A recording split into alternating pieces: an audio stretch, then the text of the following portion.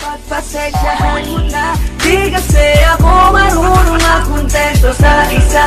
Dahil gusto kong makarami, mga dadali, wag mo kong mahalin.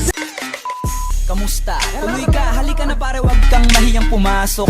Pasensya ka na sa bahay ko, medyo madumi at nakakasulasok. Bala ko sanang maglinis, kaso dumating ka hindi na umabot. May alak ka bang dala? Wala kasi akong Panginoon.